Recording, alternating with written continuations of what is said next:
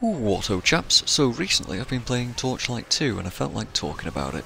I've tried to play this game a few times and my interest tends to drop before I can finish it, so watching a bunch of Diablo 2 speedruns and some Path of Exile stuff made me want to pick it back up again. All of these games fit into the ARPG genre, which pretty much boils down to maximum action combat, hence the A part, with a lot of RPG mechanics to keep things interesting.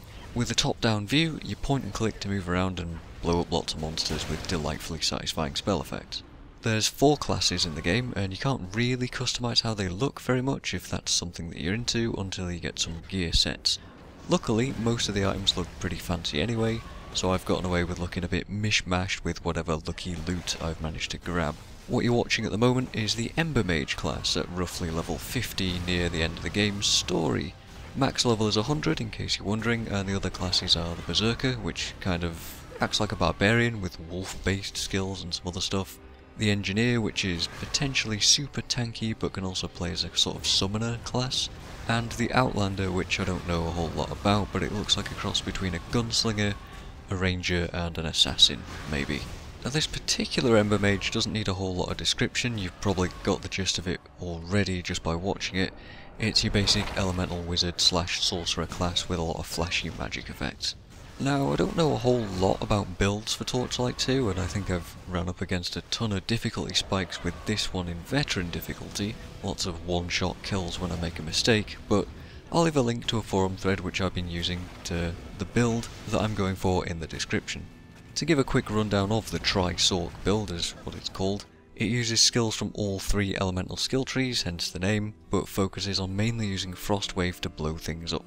The Blazing Pillars of Flame are a nice fire and forget skill when I need to focus on staying alive, and so is the Thunder Locust, which kind of sits in one spot and shocks multiple enemies that are close by to it.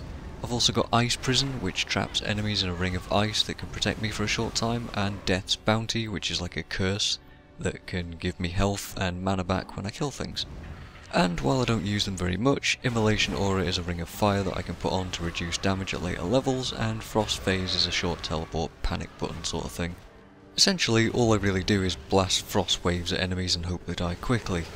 I'm a real glass cannon, and mistakes are very costly. In fact, I really hate the death penalty in this game. It's not fun.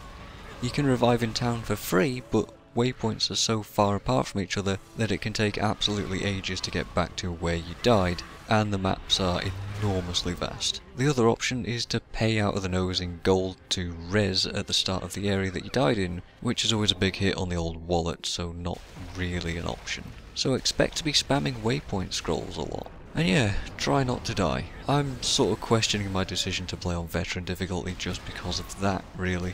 Most of the time I'm completely fine, and then suddenly I'll just hit an enemy or an area that one-shots me constantly before I can react.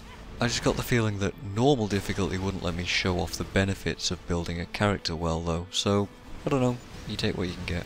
Anyway, there's a lot of nice features and fun things about Torchlight 2 that I don't really want to get into because it's beyond the scope of the video. I just felt like talking about the game a little bit. If you've got any stories or experiences with it as well, or if you've got any tips, since I'm completely lost on enchantments and how to farm gems and all sorts of things, then I'd like to hear about those things in the comments. Otherwise, just thanks for watching.